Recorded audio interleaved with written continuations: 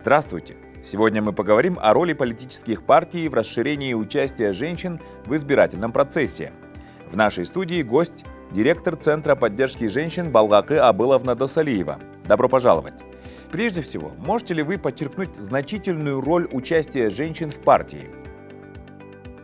Политические партии играют важную роль в продвижении участия женщин в политической жизни. Ведь политические партии участвуют в выборах кандидатов с учетом мнения женщин.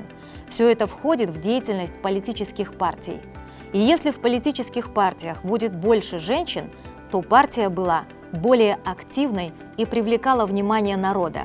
К сожалению, у нас есть множество препятствий на пути к полному участию этих женщин в политических партиях и национальных законодательных органах. Как и прежде, мужчины по-прежнему играют важную роль.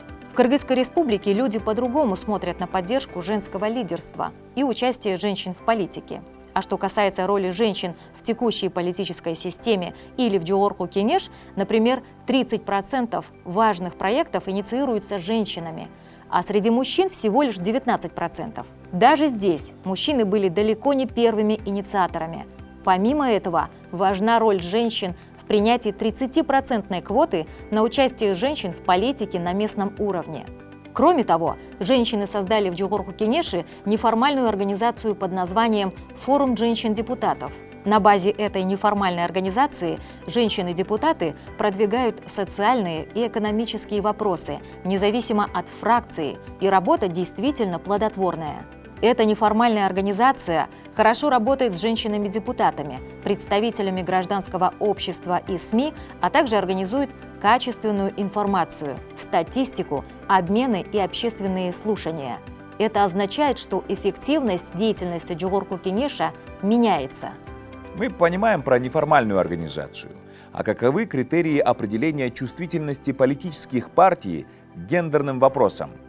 Для этого у нас есть специальный мониторинг гендерных рейтингов этих политических партий со стороны общественных организаций. В этом мониторинге есть 4 критерия: изучение уровня демократии и прозрачности партий, изучение партийных документов, гендерной чувствительности и уровня партийной активности, а также освещение гендерного портрета партии в СМИ и новых прогрессивных СМИ, а также общественное мнение о партии. Эти 4 критерия будут изучены, а затем предложения будут разработаны и представлены руководству партии. Фактически у нас нет такого партийного развития на пути к полноценному развитию. Это развитие также зависит от деятельности лидера политической партии.